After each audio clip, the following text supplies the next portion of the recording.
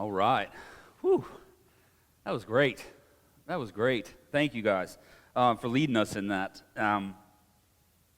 So last week, if you have your Bibles, we're going to be in Matthew chapter 12, and we're going to hit, I think, 13 verses today, right? So, we're just really just running through it at an amazing pace. So if you have a Bible, you can grab one. You also want to mark down today Mark chapter 3. If you want to put a little space holder for Mark 3, we're going to be there a little bit as well.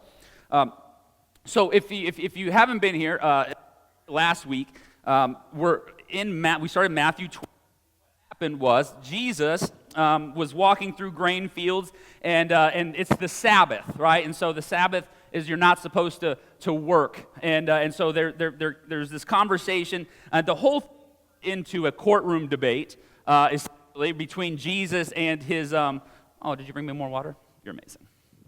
Thank you so much. So it kind of turned into a kind of a courtroom debate, and eventually Jesus just kind of lays it all out there. It essentially says, well, I'm greater than David, right? He said, greater than the priests, greater than Torah, right? Greater than the temple, right? Jesus keeps making himself, kind of just laying it out that I am what this is all about, right? The great I am kind of thing, right? And then it hits this mic drop at the end of what we did last week where he says, the Son of Man, talking about himself, is Lord of the Sabbath. And so if you were here last week, we talked about really finding some actual physical rest in Jesus and giving time for God to speak into you and into us. But the story is going to transition. It's still Sabbath, all right? But the scene is going to change. Jesus is going to go from a field to a gathering of people. Because remember, he said some wild things in first part of this chapter, but we said because they were in a field, Jesus probably outnumbered, his crew probably outnumbered the Pharisees, and there's all this kind of tension happening. And so, but now they're going to kind of move into Pharisee territory. Are you ready? All right. Verse 9. He left that place, the fields, right? He left that place and entered their synagogue. So now I want you to see something that Matthew is doing here, and this is where the Mark piece kind of picks up. Because remember, we said that each gospel writer is telling a story, the story of Jesus, to really different audiences altogether. And so one of the things that I picked up or was shown to me in Mark 3, verse 1, I want you to see it. It says, again, so this is the same story. So the same story in two different gospels, right? Again, he, Jesus, right, entered the synagogue. And it's like, well, that feels very similar, right? But that word there is, and so in Matthew actually writes his gospel after Mark does, right? And so Matthew's got, I want them to know that this was their synagogue. So what does he mean by saying there? And so by the time Matthew's church was hearing the gospel read to them, like what Matthew was trying to write to his church, that the Jewish Christians at the time would have already been beginning to be pushed out of the synagogue, right? It's like you can't follow this Jesus person and still be a part of this situation, right? And so he's letting them know, Matthew is whispering to them, hey, listen, you're going through this in real time, talking to his congregation, where you're feeling pushed out, and what used to be home doesn't feel like home anymore. And so what he's kind of saying is like, Jesus dealt with that as well. The place where he was supposed to be, right? He's supposed to be welcome, supposed to be heard, seen, and really lifted up is the place where he was rejected. And so Matthew goes, it's their synagogue, right? It's their synagogue. And so here's the good news. It's because when places that we thought were safe become hostile, when the communities that we thought were home begin to feel cold, we can remember that Jesus is not outside of that story, that he's right here in the midst of it with us. I know that the UMC United Methodist Church went through a huge split over the last couple years. And it's both sides view the other with a similar lackluster, which would be the nicest way I've heard someone say it, a lackluster attitude. But what used to be isn't what it's not what it is anymore, right? It doesn't have the same feeling. It doesn't. And so I remember feeling that way when I left the Church of God. It was, for me, it was like, man, these were my people, right? These were everyone that I was raised with. This was what the only church I understood or knew, and I thought everyone else was wrong, which that was a wild awakening. But leave it, right? But it was like it's not home anymore. It's their church to some degree, right? It's their synagogue. It's their church, and we're not welcome, at least as we are. We're not welcome. So Matthew telling this congregation, he's telling us something that John really wants us to understand in his gospel. It's and you probably have heard this. I'm going to paraphrase it. John 15, 18 and 20. If the world hates you, keep in mind that it hated me first. Right? If they persecuted me, they will persecute you also. So this is not our world. This is not our kingdom. When I'm talking about just the city or the country right, this is not where we belong.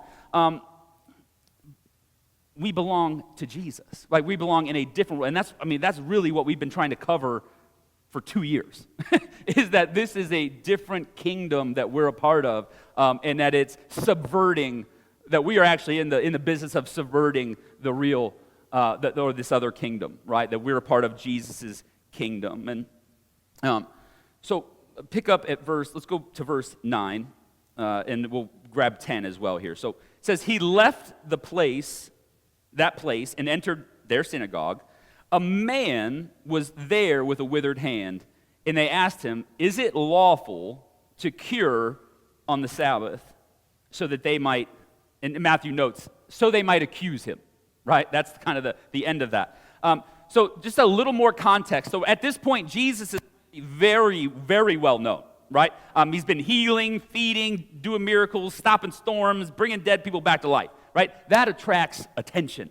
And so if you needed to see Jesus, if you wanted to see Jesus, if you needed a healing, every good Jewish male would be at synagogue on Sabbath, right? So if Jesus is in town, you're going to find him at synagogue.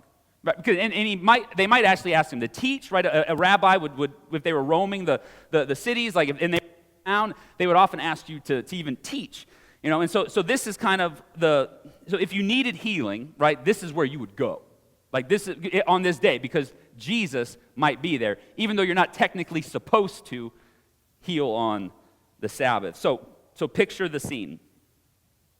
A man with a withered hand is just likely just being a good Jew, right? He just shows up to synagogue, shows up to hear Torah, right? It's like, this is what I'm supposed to do, honor God, and listen.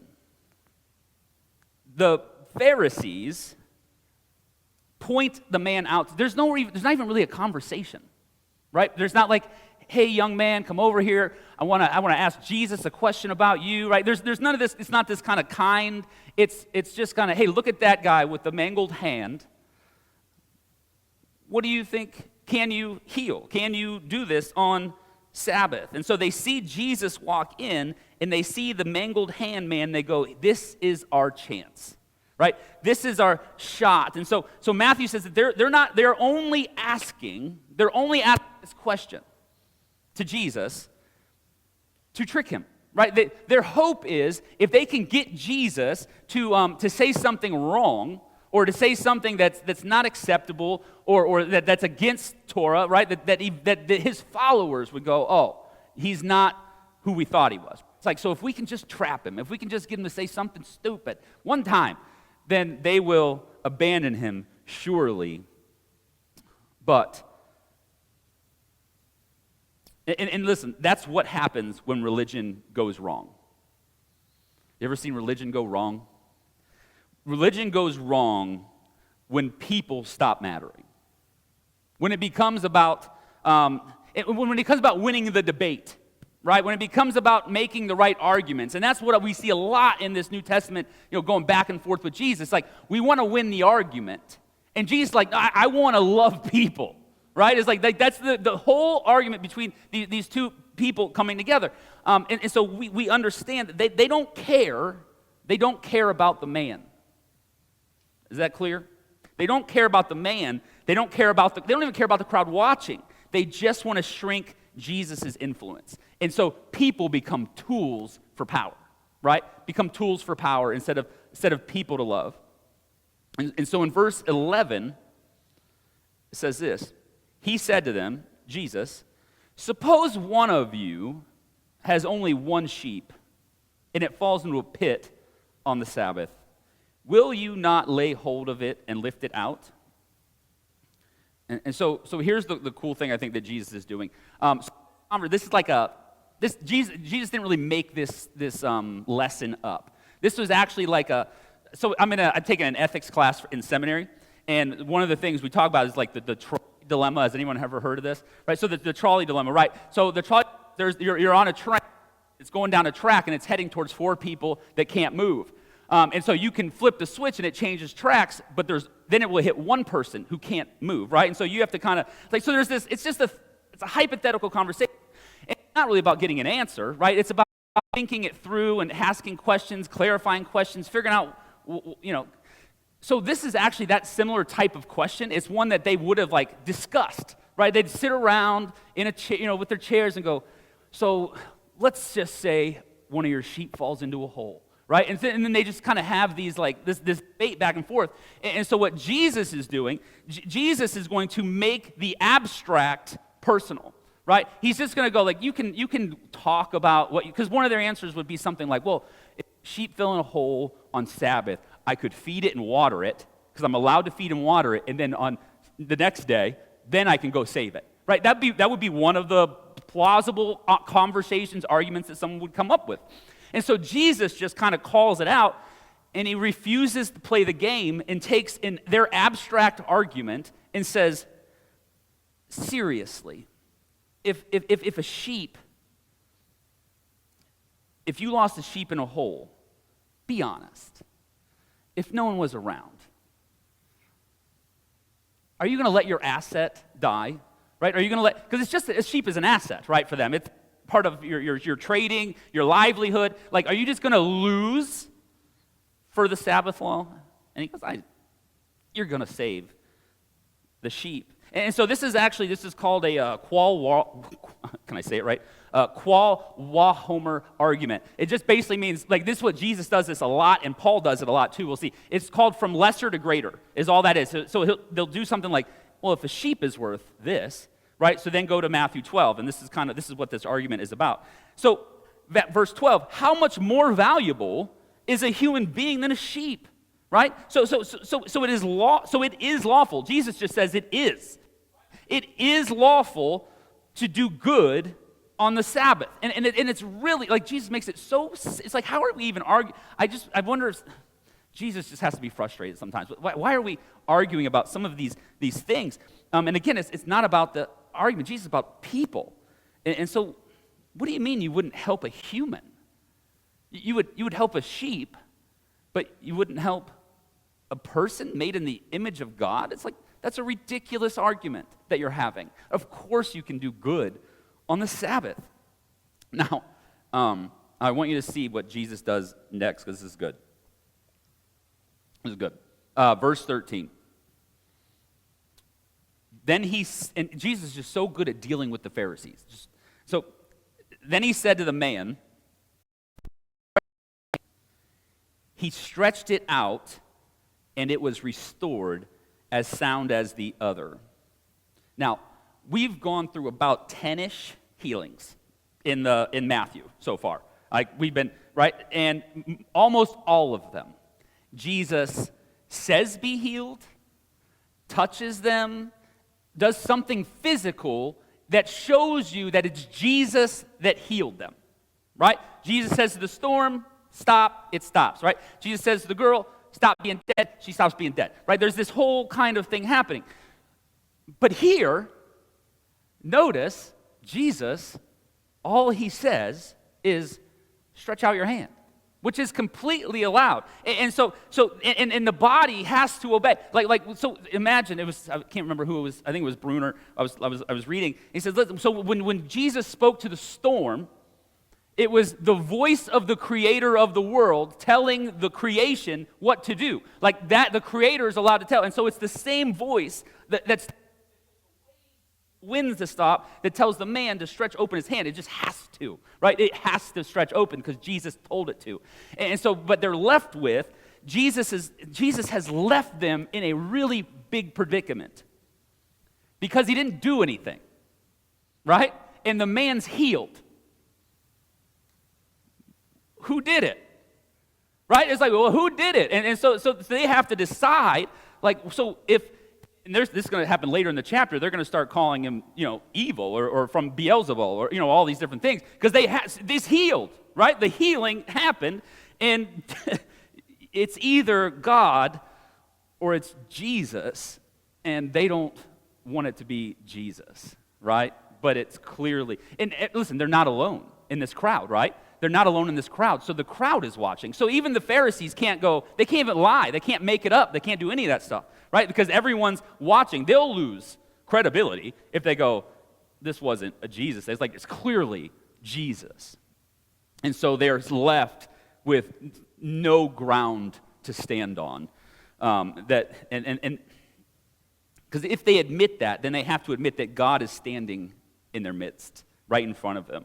And that's the very thing that they're unwilling to confess. And so in verse 14 it says, but the Pharisees went out and conspired against him how to destroy him. And so the tension is rising.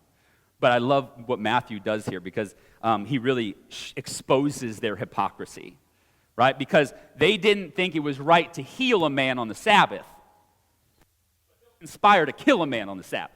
Right? It's like that's a whole different world, right? Like you are hypocrites. You cannot function that way. And so, it actually gets worse. Because on the very day meant for rest, they're restless for revenge, right? On the day meant to celebrate life, they're scheming how to take it. And then if you go back to Mark, you still have Mark 3, verse 6, same story.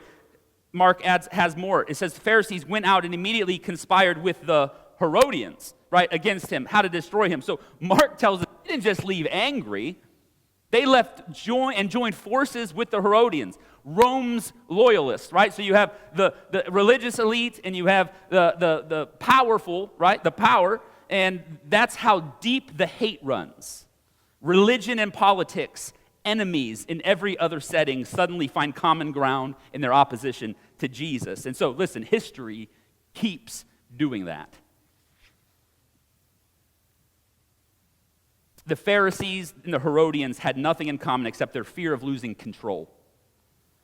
And ever since, whenever religion and politics trade favors instead of truth, when they start trying to scratch each other's backs, faith is used to defend power instead of challenging it, right? And the whole thing is about challenging power, right? The whole Sermon on the Mount, challenging power. And so the same alliance is reborn, and the cross becomes a tool rather than a calling. And it's used against the very people Jesus says, I'm here for. So here's the thing. When something is that simple and laid out in front of you, and people still resist it, have you ever made such a good argument that you're like, you have to understand what I'm saying, right? And they still go, I don't see it, right? It's like, that means you're starting your arguments from suspicion, all right? When something is simple and laid out in front of you and you still resist, it's because they don't want to be wrong, right? They don't want Jesus to be right. Because if Jesus is right, he threatens the system that they've built, right? This whole thing, it's like, they're like, this is working, it's so well oiled, Rome's kind of nice to us, and then we get to be, kinda, and we're in charge, and we look good, and people like us down there, and they're going to lose all. Like Jesus keeps doing this. They're losing all of that control. I run into this a lot when I'm discussing open and affirming churches with non-affirming churches. Because what happens, a lot of it is, it becomes, and I did this over the summer. So I'm off social media during school year, but in the summer, I like to get on. And I woke up one day and I chose violence. And I decided I was going to spend the whole day arguing. on the Gospel Coalition's Facebook page. and I did, and I did it well. But what would happen was every time I tried to make a point, they would try to switch the argument instead of dealing with what's in front of it. And what you come to find out is they're starting the argument with the idea of God